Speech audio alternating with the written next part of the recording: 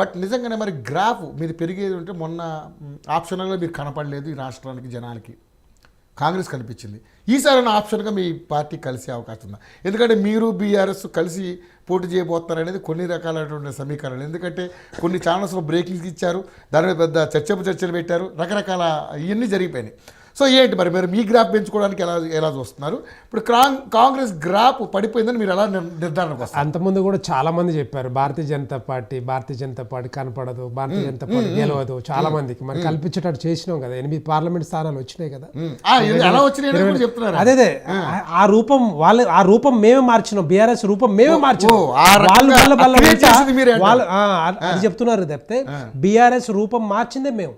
బండి సంజయ్ గారు ఉన్నప్పుడు ప్రెసిడెంట్గా, తర్వాత కిషన్ రెడ్డి గారు ఉన్నప్పుడు వీళ్ళ సారథ్యంలో మేమే మార్చినాం, కావాలని మేము మార్చినాం. ఎందుకంటే మనం వాళ్ళు చేసిన అవకతవకలు ఏవైతే ఉన్నాయో అవన్నీ కూడా ప్రజల ముందుకు పెట్టాం కాబట్టి ప్రజలు కూడా ఆల్టర్నేటివ్గా ఆలోచించారు ఆ టైంలో. కొంత నేను చెప్పాను ఇంతకుముందు రీజన్ చెప్పిన భారతీయ జనతా పార్టీకి ఈ సీట్లు ఎందుకు రాలేదు అని చెప్పి కూడా. సో దాన్ని వీళ్ళు కాంగ్రెస్ పార్టీ ఉపయోగించుకున్నారు, కాంగ్రెస్ పార్టీ కొంత గెలిచారు, ప్రభుత్వంకి వచ్చారు. రేపొద్దున కూడా స్థానిక సంస్థల ఎన్నికల్లో కూడా మా స్ట్రాటజీస్ మాకుంటాయి. బీఆర్ఎస్ చెప్పినతో లేకపోతే కాంగ్రెస్ పార్టీ చెప్పితేనో మేము చెయ్యం. మీరు అందరూ అదే అనుకున్నారు కదా, మహారాష్ట్రలో ఎవరు గెలుస్తారు అనుకున్నారు? అసెంబ్లీలో పార్లమెంట్ ఎలక్షన్లో కాంగ్రెస్ పార్టీ మిగతా పార్టీలు గెలిచినాయి కదా, ఇది మహారాష్ట్రలో. మరి అదే మహారాష్ట్ర ఎన్నికల్లో అసెంబ్లీలో ఎవరు గెలిచారు? మేము గెలిచాం కదా, చూపించాం. హర్యానాలో ఎవరు గెలుస్తా అని చెప్పారు? కాంగ్రెస్ పార్టీ కుండ బద్దలు కొట్టినట్టు వాళ్ళు గెలుస్తారని గ్యారంటీ చెప్పారు. విపరీతమైనటువంటి నమ్మకం వచ్చి వాళ్ళే దెబ్బేశారు. మళ్ళీ ఎవరిని గెలిపించారు? భారతీయ జనతా పార్టీని గెలిపించారు. మా స్ట్రాటజీస్ మాకుంటాయి. కాంగ్రెస్ పార్టీనో లేకపోతే ఇంకో పార్టీనో చెప్తే నడవదు. అక్కడ మేము ఏం చేయాలో సమీకరణాలన్నీ మారుతూ ఉంటాయి, కానీ అవకాశాలు కలిసి వచ్చినాయి కాబట్టి మీరు అలా మాట్లాడితే అది నిజమైపోదు. కాకపోతే అక్కడ ఉన్నటువంటి పరిస్థితులను వాళ్ళు కూడా బేరేజ్ చేసుకుంటారు. ఎందుకంటే ప్రజల మనసులో ఏముందో మనకేం తెలియదు. ప్రజల మనుషుల్ని ఒప్పించి మెప్పించేదే భారతీయ జనతా పార్టీ. అదే జరుగుతోంది. ఏ ఎలక్షన్ మీరు చూశారు కదా, భారతదేశంలో ఏ ఎలక్షన్ డెఫినెట్ గా గ్రాఫ్ పెంచుకుంటున్నావా లేదా? అంతకుముందు పార్లమెంట్ ఎన్నికల కంటే ఇప్పుడు కూడా మళ్ళీ వచ్చే. కానీ మరి తెలంగాణ రాష్ట్రం డిఫరెంట్. ఎందుకంటే ఇక్కడ మీరేం హామీ ఇస్తలేదు. ముఖ్యంగా బీసీ నినాదం ఎత్తుకున్నారు, బీసీ ముఖ్యమంత్రిని ఇక్కడ ముఖ్యమంత్రిగా ప్రకటించబోతున్నారు. గెలవలే కదా మేము, తప్పకుండా గెలిస్తే ఇప్పుడు నెక్స్ట్ అదే స్టాండ్ మీద ఉన్నారు కదా. డెఫినెట్ గా ఉన్నాం. కానీ ఇక్కడ అధ్యక్ష పదవి విషయంలోనే చాలా తర్జన భర్జన పడతా ఉన్నారు. రకరకాల ఎలిగేషన్స్ మీ సొంత పార్టీలో ఉన్నటువంటి నేతలు మీ మీద, అంటే ఎక్కువ కిషన్ రెడ్డి గారి మీద కావచ్చు, అనేక రకరకాల ఎలిగేషన్స్ వస్తా ఉన్నాయి. అధ్యక్ష పదవి అనేది ఒక ప్రాసెస్ ఉంటుంది. అధ్యక్షుని ఎన్నుకోవాలంటే ఒక ప్రాసెస్ ఉంటుంది. బూత్ అధ్యక్షుల దగ్గర నుంచి తర్వాత మండల అధ్యక్షులు, తర్వాత జిల్లా అధ్యక్షులు, తర్వాత చివరిగా స్టేట్ నుంచి వస్తారు, స్టేట్ ప్రెసిడెంట్ గా. ఇదంతా జరుగుతూ ఉంది. జనవరి 15 లోపల డెఫినెట్ గా అయిపోతుంది. ఇదంతా ఒక ప్రాసెస్. ఇమ్మీడియట్ గా మనం అనుకున్నంత ఈజీగా అవ్వదు. అధికారంలో రావాలంటే మరి మీ వరాలు ఏ విధంగా ఉండబోతున్నారు? డెఫినెట్ గా మేము చేసేది భారతీయ జనతా పార్టీ, కేంద్ర ప్రభుత్వం కానీ మోడీ గారు ఏవైతే అభివృద్ధి సంక్షేమ పథకాలు ఉన్నాయో ఇవన్నీ కూడా తెలంగాణ రాష్ట్రంలో ఏవైతే ఇంప్లిమెంట్ అవుతా ఉన్నాయో ఇవన్నీ కూడా ముందు తీసుకెళ్తాం. అంతకుముందు తీసుకెళ్ళాం, ఇప్పుడు కూడా తీసుకెళ్తాం. తర్వాత కాంగ్రెస్ ఇచ్చిన ఏవైతే హామీలు, వైఫల్యాలు కానీ ఇవన్నీ కూడా మేము డెఫినెట్ గా 1 year తర్వాత తీసుకెళ్తామని చెప్పి మా స్ట్రాటజీ మాకున్నాయి. డెఫినెట్ గా జిహెచ్ఎంసీలో ఇక్కడ హైదరాబాద్ కార్పొరేషన్ మేయరే లక్ష్యంగా, భారతీయ జనతా పార్టీ తరఫున మేయరే లక్ష్యంగా గెలుపొందుతాం. డెఫినెట్ ఎందుకంటే మాకు అంతకుముందు తెలుసు 47 కార్పొరేటర్స్ గెలిచారు. దానికంటే ఎక్కువగా ఇప్పుడు గెలిచే అవకాశాలు ఉంటాయి. డెఫినెట్ గా కార్పొరేటర్ మేయర్ మాకు వస్తుంది.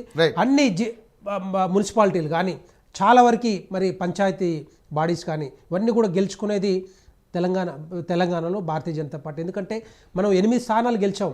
గుడ్డిగా అని చెప్తున్నారు కానీ, ఏదో రూపం అని చెప్తున్నారు కానీ అది చూసేశారు.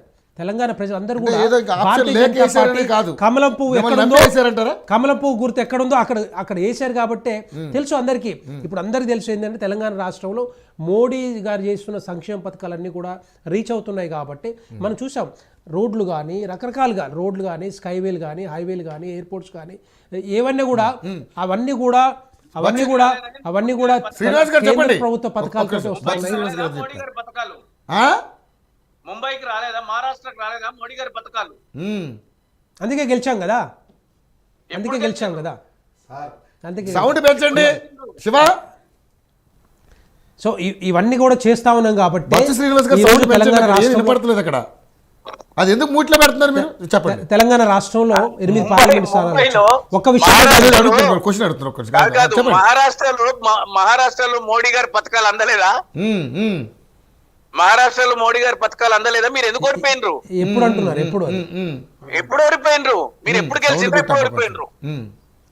మీరు ఎప్పుడు ఓడిపోయినరు? ఎప్పుడు గెలిచిండ్రు? మీరే పివి రెడ్డి గారు తెలంగాణలో అయితే గెలిస్తే మోడీ గారు నేనేం గొప్ప, చెప్తున్నంటే మహారాష్ట్రలో ఓడిపోతేనేమో మోడీ గారు గ్రేట్ కాదా? ఎట్లా మీరు ఏ ప్రామాణికంగా మాట్లాడతారు? ఒక ప్రామాణికాన్ని ఎంచుకోరబ్బా. మీరు మీ అధ్యక్షుని నిర్ణయం కోసం మాట్లాడుతుండ్రు. ఏదో క్షేత్రస్థాయి నుంచి ఏర్పాటు చేయాలంట. మాకు అందరికి తెలియదు అధ్యక్షుని ఎట్లా ఎన్నుకుంటారు. మీరు బీసీ నినాదం పెట్టుకుంటారు. 22 జిల్లాలకు అగ్రవర్ణాలకు అధ్యక్షుల్ని చేసి మీరు బీసీల గురించి మాట్లాడతారు. భారతీయ జనతా పార్టీ మీ పార్టీ వాళ్ళు మొత్తుకుంటున్నారు. ఏం భారతీయ జనతా పార్టీ అసలు 22 జిల్లాలకు అగ్రవర్ణాలను అధ్యక్షులుగా చేసి బీసీ నినాదం పేరిట ముందుకు పోతుందని బీఆర్ఎస్ పార్టీ అదే మరి వీళ్ళు ఎట్లాగా బీసీ వాళ్ళకి ఇయ్యరు, ఎస్సీలకు ఇయ్యరు, ముఖ్యమంత్రి పదవి అని చెప్పి వాళ్ళు మొత్తుకున్నారు. ముఖ్యమంత్రిని చేస్తా అని చెప్పిండు కదా కేసీఆర్. ఎక్కడ పోయిండు ఆయన? ఎక్కడ పోయిండు కేసీఆర్? ఎక్కడ పోయిండు? ఆయన ముఖ్యమంత్రి అయింది కదా, ఆయన ఫ్యామిలీలో ఇచ్చిండు కదా, 5 మంత్రి పదవులు ఇచ్చిండు. ఎక్కడ పోయిండు వీళ్ళు? ఎక్కడ పోయిండు వీళ్ళు? మా బాస్ కేసీఆర్ గారు మేము తగ్గం. మా బాస్ కేసీఆర్ గారు, మా బాస్ కేటీఆర్. మరి ఎందుకు అప్పుడు అలాంటి స్టేట్మెంట్స్ ఎందుకు చేయాలి? దళితులు ముఖ్యమంత్రి చేయాలి ఎందుకు చేస్తాను చెప్పారు? ఎందుకు 10 సంవత్సరాలు ముఖ్యమంత్రి ఉన్నాడు? ఇవన్నీ చెప్పారు వాళ్ళు. మా బీఆర్ఎస్ పార్టీ చెప్పే వినండి. మీరు భారతీయ జనతా పార్టీ బీఆర్ఎస్ చెప్పే పార్టీ నుంచి కూడా ఎవరు మాట్లాడలేకపోయారు. నేను చెప్తా వినండి.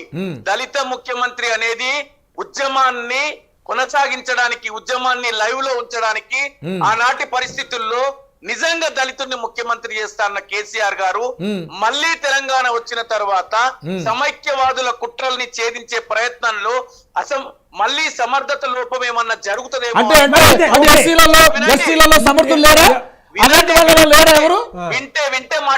వింటే మాట్లాడతా వినండి. ఆ రోజు ఉన్నటువంటి టిఆర్ఎస్ ఎల్పి ఖచ్చితంగా సార్ ఈ క్షణాలలో మనం ఎవరికి ఇచ్చినా కూడా మీ అంత సమర్థ నాయకత్వము ఉండదు, కొరవడుతుంది తెలంగాణకు. వినండి రవి గారు, వినండి, చెప్పింది వినండి, మంచిది. ఈ సందేశం యావత్ తెలంగాణ సమాజానికి వెళ్ళాలి.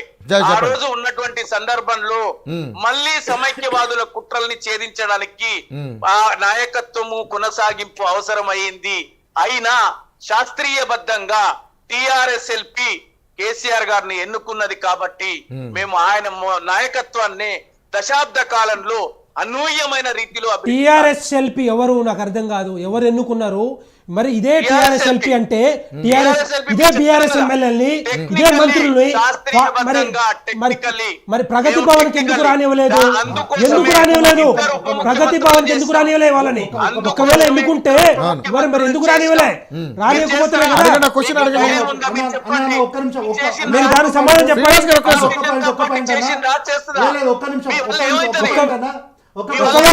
ఇంకో పాయింట్ కూడా ఉంది. సరే 5 సంవత్సరాలు సమైక్యవాదులు అని చెప్పి అంటున్నారు కదా, 5 సంవత్సరాల తర్వాత మళ్ళీ ఎందుకు ఎన్నుకున్నారు ఆయనని? మరి దళితునికి ఎందుకు ఇవ్వలేదు? ముఖ్యమంత్రి ఎందుకు ఇవ్వలేదు? చేత కాలే కదా వాళ్ళకి, చేత కదనా? ఒక్క నిమిషము. సరే అన్న, సమైక్యవాదుల యొక్క కుట్రల్ని ఛేదించాలన్న మీ యొక్క భాషా ప్రయోగం బాగుంది. అయితే దానికోసం కేసీఆర్ నన్ను ఎన్నుకున్నారు, ఓకే, యాక్సెప్టెడ్. కానీ డిప్టీ సీఎం గా చేసినటువంటి రాజయ్య గారిని ఎందుకోసం పత్రం చేసిరన్న ఆ మాట చెప్పండి. పోనీ ఆయన తర్వాత చేసిన స్టేషన్ గన్పూర్ ఎమ్మెల్సీగా ఉన్నటువంటి ఆయన ఉప ముఖ్యమంత్రి చేసి ఆయనకు మీరు ఇచ్చిన పవర్స్ ఏముంది? పోనీ తర్వాతనైనా మీరు డిప్టీ సీఎం చేసిన వారికి మీరు ఇచ్చినటువంటి పవర్స్ ఏముంది? సరే, మీరు సమైక్యవాదులు అంటున్నారు కదా, తలసాని శ్రీనివాస్ యాదవ్ గారు ఎవరు సార్? దానం నాగేందర్ గారు ఎవరు సార్? ఉద్యమంలో ఉన్నప్పుడు ఇదే సబితా ఇంద్రారెడ్డి ఎవరు? సబితా ఇంద్రారెడ్డి గారు ఎవరు సార్? మీరేమి చేయలేరు. ఏమి చేయలేదు సార్, మీరు చేసింది చెప్పమని అడుగుతున్నాము. ఉద్యమకారులను కర్రలు తీసుకొని కొట్టిన మీరేగా సార్ తీసుకొని సంకల పెట్టుకున్నది. శ్రీనివాస్ యాదవ్ గారు ఒక సభలో మాట్లాడుకుంటా అరే చంద్రశేఖరరావు అన్నాడు, ఆయన తీసుకొచ్చి మంత్రి పదవి చేసింది మీరు కాదా సార్? శ్రీనివాస్ యాదవ్ ఆయన ఒక వేదిక పైన మాట మాట్లాడింది సార్ మహానాడులో. కనీసమైన టీడీపీ పార్టీకి రాజీనామా కూడా చేయలేదు. మీరు మంత్రి పదవి ఇచ్చారు.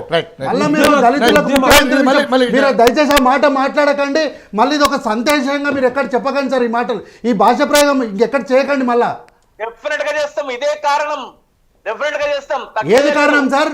ఏది సమైక్యవాదుల కుట్రల్ని ఛేదించడంలో భాగంగా తలసాని శ్రీనివాస్ యాదవ్ లాంటి వారిని, దానం నాగేందర్ లాంటి వారిని మీ పక్కన పెట్టుకున్నారు. దానం నాగేంద్ర గారు మీ పార్టీలో ఎక్కడున్నా సార్ తప్పు తప్పే కదా.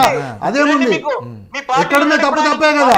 వినండి, మీరు వినండి. ఎందుకు అదే డిప్యూటీ సీఎం గారిని కారణం లేకుండా బర్తరఫ్ చేస్తారు మీరు. మీకు కొంచెం చెప్తా వినండి. సబ్జెక్ట్ కావాలంటే యాక్చువల్ గా నేను ఇంతసేపు ఉండను. వినండి, మీకు కొంచెం అవసరం అయితే చెప్తా వినండి. రాజకీయ సుస్థిరత కూడా అవసరం తెలంగాణ అభివృద్ధికి. దళిత ముఖ్యమంత్రి ఉంటే మీ ఉద్దేశం ఏంది సార్? అవసరం తెలంగాణ అభివృద్ధికి చెప్పినా కదా దళిత ముఖ్యమంత్రి విషయంలో. మీ ఇంకో విషయం చెప్తా వినండి. మేమైనా ఆ మాత్రం చేయగలిగినాం కానీ మా తర్వాత వచ్చే ఎవరు కూడా ఆ మాత్రం చేయలేరు. ఇది గ్యారంటీ. మీరు ఉప ముఖ్యమంత్రిని చేసిండ్రా ఈరోజు? కాంగ్రెస్ పార్టీ సార్ ఉప ముఖ్యమంత్రి దళితులే సార్. మీకు తెలుసుకోండి సార్. భట్టి గారు వారి చేతిలో ఫైనాన్స్ పెట్టినాం, వారి చేతిలో పవర్ పెట్టినాం సార్. ఎలక్ట్రిక్ ఎనర్జీ మినిస్టర్ వారే ఈరోజు. ఏం లేదు ఆయన చేతిలో. ఏందేం లేదు సార్. ఏంది సార్ మీరు మీరు ఆ నిర్ణయానికి మీరు వచ్చేస్తే ఎట్లా? ఎందుకంటే ప్రభుత్వం ఆల్రెడీ పెట్టినప్పుడు కేసీఆర్ గారు ఒకప్పుడు చెప్పిండు రామోజీ ఫిల్మ్ సిటీని 1,00,000 నాగలతో అది జరిగిపోయింది. అవును, చేయలేకపోయింది. అన్ని కూడా ఏంటంటే సొంత స్వార్థ రాజకీయాలు తప్పితే కేసీఆర్ చేసి ఏ పార్టీని అదే చేస్తారు సార్. కానీ అధికారంలో రావడానికి ప్రయత్నాలు. తెలంగాణ రాష్ట్రం వేరు, వచ్చిన తర్వాత చేసిన పరిస్థితులు వేరు, వచ్చిన డెవలప్మెంట్. మీ విషయానికి వచ్చేద్దాం. మీరు ఏమి హామీలు ఇవ్వకుండా మీరు ఎలా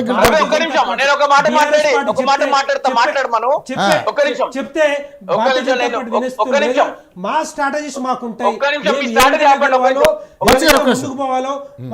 రెడ్డి గారు చెప్పండి. ఒక్క నిమిషం. నేను కమ్యూనికేషన్ సరిగ్గా వినలేక ఏం మాట్లాడుతుండ్రో. మీరు దళిత ముఖ్యమంత్రిని చేయలేరన్నా, భట్టి గారు ఉప ముఖ్యమంత్రి ఉన్నారు. దయచేసి ఆ పదాలు నేను విరమించుకుంటున్నా. మీరు కంటిన్యూ చేయండి. నేను ఏమంటున్నా అంటే ఇప్పుడు కాంగ్రెస్ పార్టీ కూడా ఇచ్చిన హామీలు ఏవైతే ఉన్నాయో ఇవన్నీ కూడా బేషరతుగా అమలు చేయాలి. ఎందుకంటే ఇదే స్థానిక సంస్థల ఎన్నికలు వస్తూ ఉన్నాయి. బీఆర్ఎస్ పార్టీని ఏ విధంగా మేము ముందుకు తీసుకెళ్లి ప్రజల ముందు దోషిగా నిలబెట్టాము, అదే కాంగ్రెస్ పార్టీని కూడా ఇది డెఫినెట్ గా చేస్తాం. ఎందుకంటే ఈ 6 గ్యారెంటీల అమలు కానీ లేదా రుణమాఫీ కానీ, ఇంతకుముందు సోదరులు అంటున్నారు రుణమాఫీ గురించి చెప్తే, మరి ఇదే రేవంత్ రెడ్డి గారు ముఖ్యమంత్రి కాకముందు ఎన్నో సభల్లో మీరు 2 లక్షలు తీసుకోండి, మేము వచ్చిన తర్వాత మాఫీ చేస్తామని 100 సార్లు చెప్పారు. మరి అది తీసుకున్నారు, చాలా మంది తీసుకున్నారు, నమ్మి తీసుకున్నారు. అప్పుడు తీసుకున్నప్పుడు మరి బ్యాంక్ ఎట్లా ఇచ్చింది? బ్యాంక్ ఎట్లా ఇచ్చింది? ఆధార్ కార్డు చెక్ చేస్తుంది, తర్వాత ఇచ్చినప్పుడు లేని రూల్స్ మాఫీ చేయాల్సినప్పుడు వస్తాయి రూల్స్ అన్ని కూడా. పాస్బుక్ కూడా వెరిఫై చేస్తారు. తర్వాత టెక్నికల్ ఇష్యూస్ అంటున్నారు అక్కడ. తర్వాత రైతు పాస్బుక్ గానీ బ్యాంక్ అకౌంట్, ఈ 3 మొత్తం కనెక్ట్ క్రాస్ చెక్ చేసిన ఇప్పుడు టెక్నికల్ ఇష్యూస్ ఎందుకు వస్తుంది? తప్పించుకోవడానికి చేస్తున్న పన్నాగం చెప్తే తప్పించుకోవడానికి పన్నాగం దాంట్లో ఏ విధమైన చిత్తశుద్ధి కాంగ్రెస్ పార్టీకి లేదు. రెండో చిన్న పాయింట్ చెప్తాను. ఇప్పుడు ఇవన్నీ సంక్షేమ పథకాలు ఉన్నాయి. బీఆర్ఎస్ పార్టీ ఏవైతే ఉన్నాయో 2 ఇంపార్టెంట్ సంక్షేమ పథకాలు, ఒకటి పెన్షన్, రెండవది ఏంటంటే రైతు బంధు. ఇవన్నీ కూడా ఏ విధంగా అమలు చేసి చెప్పాలనే రైతు తెలంగాణ రాష్ట్రం రాకముందు లిక్కర్ సేల్స్ మీద 14,000 కోట్లు వచ్చేది ఏది సంవత్సరానికి. ఇప్పుడు గ్రాడ్యువల్ గా దాన్ని పెంచుకుంటూ పోయి 45,000 కోట్లకు పోయింది. దాంట్లో ముఖ్యంగా ఇవ్వాల్సింది ఏంటంటే రైతు భరోసా కింద ఒక కారుకు అంటే యాసంగి తర్వాత వానకాలం 2 కలుపుకుంటే 14,000 కోట్లు ఖర్చు పెట్టేది. అంటే 45,000 కోట్లల్లా 14,000 కోట్లు తీసేసినా కూడా తర్వాత మిగతా 860 కోట్లు ఏవైతే పెన్షన్ ఇస్తా ఉన్నారు ఆసరా పథకం కింద, విడోస్ కానీ కానీ పెద్ద వయసు ఉన్న వాళ్ళు కానీ లేదా డిజేబుల్డ్ కానీ లేకపోతే ఇంకొకరు కానీ, అవన్నీ కూడా 860 కోట్లు సంవత్సరానికి పోయి ఇంకొక దగ్గర ఒక 15,000 కోట్లు. ఈ 15,000 కోట్లు దాంట్లో నుంచి తీసి రకరకాలుగా దాన్ని డైవర్ట్ చేసారు తప్పితే, వీళ్ళు తాగుడు తెలంగాణ చేసారు తప్పితే బీఆర్ఎస్ పార్టీ ఏ విధమైన, ఎందుకంటే తాగుడు వల్ల వాళ్ళు అంటే కావాలని అందరూ రండ్రబాబు తాగండి ఆగిపోయించారు అంటే ఎక్కడ పడితే అక్కడ ఇష్టం వచ్చినట్టుగా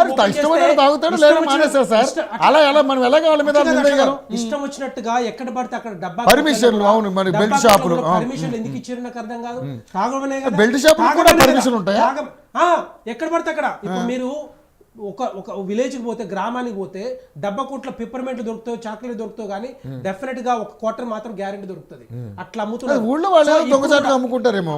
అట్లా ఎట్లా పర్మిషన్స్ ఉండాలి, అది ఇష్టం వచ్చినట్టు లేదు అక్కడ. కానీ ఇదంతా కూడా ఏమైందంటే అందుబాటులో లిక్కర్ తీసుకొచ్చారు కాబట్టి, ఎందుకు తీసుకొచ్చారు? పెంచాలి, లిక్కర్ సేల్స్ పెంచాలి.